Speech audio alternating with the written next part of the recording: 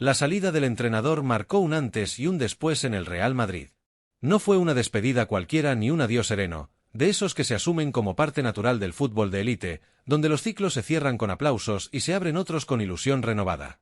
Fue, más bien, una ruptura incómoda, cargada de tensión soterrada, de silencios demasiado elocuentes, de gestos que nunca llegaron a explicarse del todo y de preguntas que, con el paso de las semanas, siguen sin encontrar respuesta. Una salida que no dejó sensación de cierre, sino de interrupción abrupta. De algo que se cortó antes de tiempo. Xabi Alonso no era un técnico de paso. No era un parche, ni una solución provisional para salir del apuro. Llegó con una idea clara, con un discurso trabajado, con un modelo reconocible y con el respaldo de una parte importante de la estructura del club. Tenía crédito acumulado, había generado confianza en los despachos, y lo más importante, transmitía la sensación de que el proyecto necesitaba tiempo, no urgencias. En un club históricamente impaciente, eso ya era una rareza. Su figura representaba algo más que resultados inmediatos, representaba una transición, una construcción, una apuesta por un proceso. Por eso su marcha dejó algo más que un hueco en el banquillo. Dejó una herida abierta. Una sensación de oportunidad perdida. La idea de que el club, una vez más, había decidido cortar por lo sano sin afrontar del todo las causas profundas del problema. Porque cuando un entrenador con ese perfil se va de esa manera, el problema rara vez es solo deportivo. Hay capas más profundas, conflictos menos visibles, fricciones que no aparecen en las estadísticas ni en las ruedas de prensa. El comunicado oficial habló de mutuo acuerdo, de entendimiento, de una decisión consensuada tomada con responsabilidad y respeto. Palabras pulidas, frases medidas, el lenguaje habitual de un club que cuida cada coma cuando se trata de proteger su imagen.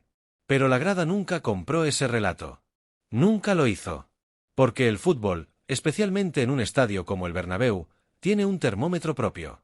Y ese termómetro marcaba otra cosa. Marcaba incomodidad. Marcaba desconfianza. Marcaba la intuición colectiva de que no se estaba contando toda la verdad.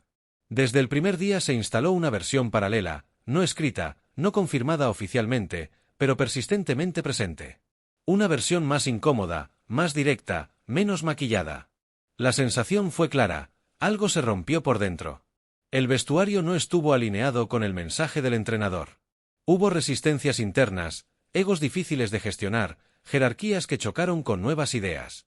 Hubo futbolistas que no compraron el plan y otros que lo hicieron a medias. Y cuando eso ocurre en el Real Madrid, cuando el vestuario deja de caminar en bloque, el proyecto empieza a resquebrajarse desde dentro, incluso aunque los resultados aún aguanten. Porque el Real Madrid no es solo táctica, ni sistemas, ni esquemas. Es energía colectiva. Es narrativa compartida. Es la sensación de que todos empujan en la misma dirección, incluso cuando las cosas no salen. Cuando esa energía se rompe, cuando el mensaje del banquillo deja de llegar con claridad al césped, el desgaste es inmediato. Y el entrenador, casi siempre, es el primero en pagar la factura. En ese relato paralelo, que no se escribe en comunicados pero se respira en el ambiente, Vinicius Junior aparece señalado. No como único responsable, no como culpable absoluto de la caída del proyecto, pero sí como símbolo. Símbolo de una desconexión creciente entre entrenador y vestuario. Símbolo de un liderazgo mal encajado. Símbolo de un equipo que empezó a fragmentarse emocionalmente. Vinicius representó, para muchos, el punto donde se cruzaron el talento individual, la personalidad fuerte y la dificultad para encajar en un sistema que exigía sacrificios distintos a los que estaba acostumbrado. Esa fractura no tardó en trasladarse a la grada. Y la grada del Bernabéu, cuando percibe falta de compromiso colectivo, no perdona. Llegaron los silbidos, primero tímidos, luego más claros. Llegó la frialdad. Esa distancia invisible que no se mide en decibelios, pero que pesa más que cualquier pitido. Se notaba en cada toque de balón, en cada gesto tras una pérdida, en cada mirada al banquillo. El jugador ya no era solo evaluado por lo que hacía, sino por lo que representaba.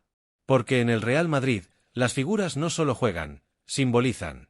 Y cuando el símbolo se asocia a un proyecto que no cuajó, a una etapa que terminó mal, la factura emocional es dura.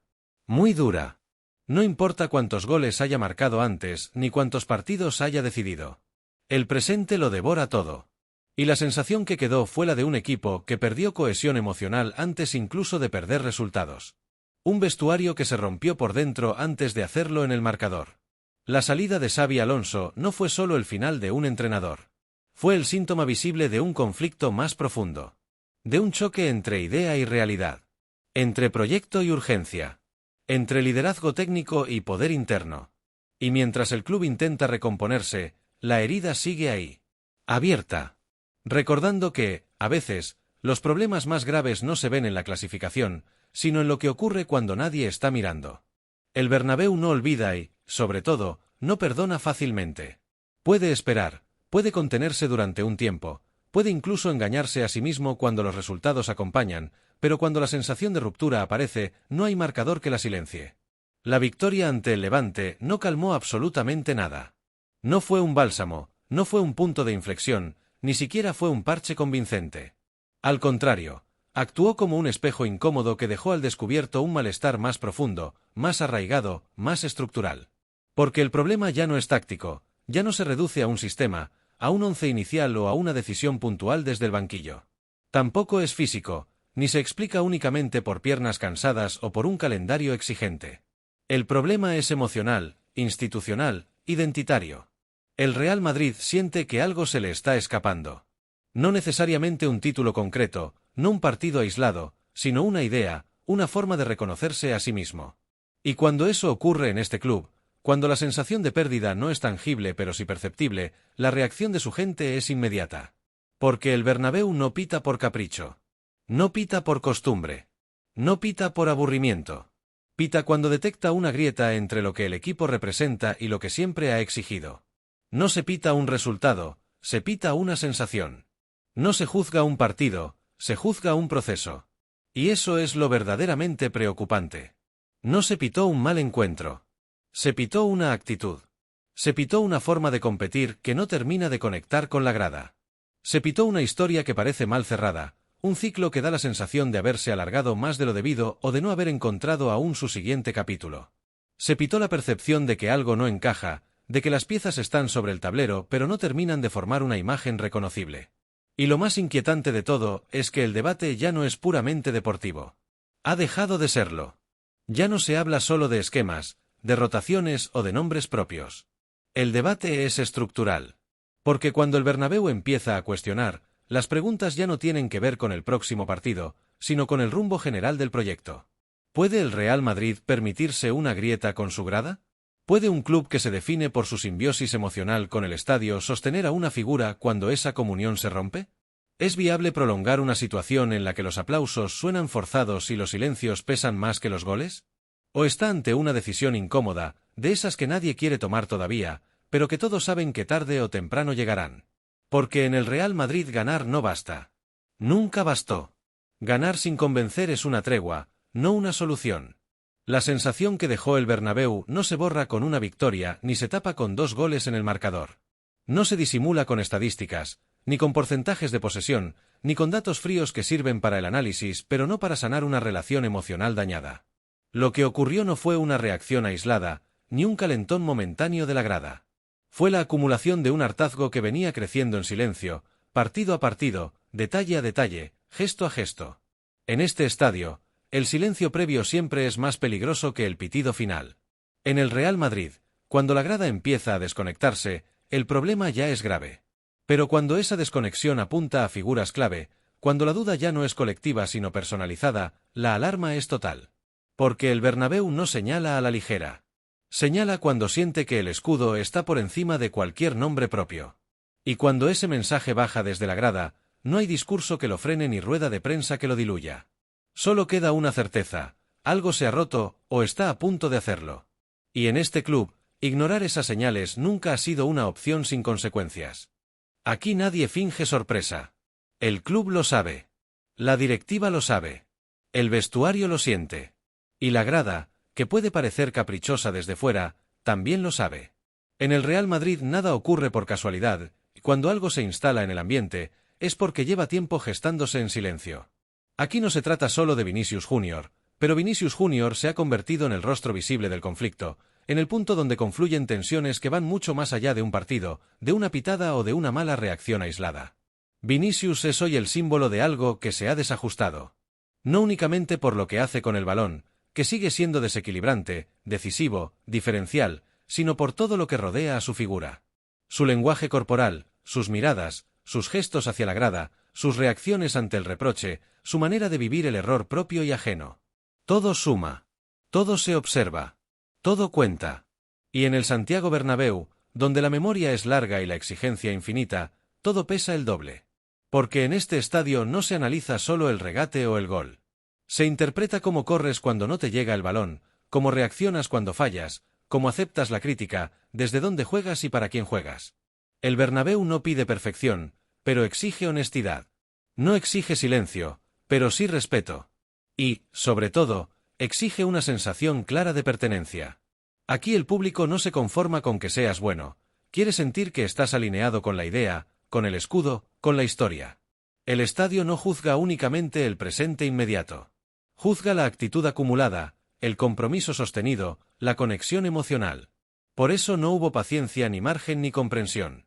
Cada acción fue un examen constante y cada fallo, una pequeña condena. No por el error en sí, sino por lo que parecía arrastrar detrás. El Bernabéu perdona un mal partido, pero no perdona la sensación de desconexión. Mientras tanto, el vestuario vive bajo una lupa permanente. Se analizan miradas, se interpretan silencios, se exageran gestos mínimos.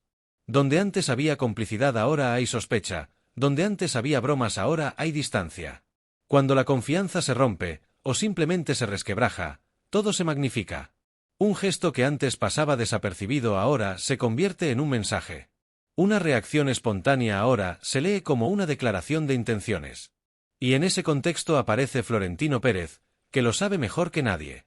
Sabe que este club no tolera grietas largas ni conflictos que se enquistan. El Real Madrid no convive bien con el ruido interno. La historia del club está llena de decisiones incómodas tomadas a tiempo, de apuestas frías pero eficaces, y también de decisiones postergadas que acabaron explotando cuando ya no había marcha atrás. Aquí se entiende el fútbol como una suma de talento, sí, pero también de armonía y control. Vinicius Junior sigue siendo un activo deportivo enorme. Nadie discute su talento, su capacidad para decidir partidos, su impacto en los grandes escenarios. Nadie cuestiona que, en su mejor versión, es uno de los jugadores más desequilibrantes del mundo. Pero en el Real Madrid el talento sin comunión no sobrevive eternamente. No lo hizo antes y no lo hará ahora. Porque este club ha visto pasar a genios de todo tipo, y todos entendieron, o aprendieron, que el escudo siempre está por encima del individuo. Hoy se ganó, sí. El marcador reflejó una victoria. Pero fue una victoria con distancia, con frialdad, con reproche. Una victoria que no se celebró igual, que no se sintió igual. Y eso, en este estadio, es una advertencia mucho más potente que una derrota. Porque cuando el Bernabéu gana sin ilusión, algo no está funcionando como debería. El club está ante una encrucijada silenciosa. No es urgente, no exige decisiones inmediatas, pero es inevitable. Reconstruir la relación con la grada, reordenar el discurso interno, proteger al jugador y al mismo tiempo, exigirle un paso adelante emocional. O aceptar que algo se está cerrando poco a poco, sin ruido, sin dramatismos, pero con firmeza. Porque cuando el Bernabéu empieza a dictar sentencia, el tiempo se acelera. Lo que hoy es un murmullo mañana puede ser un veredicto. Y esta historia, lejos de terminar, acaba de empezar. En el Real Madrid, nada es definitivo, hasta que lo es.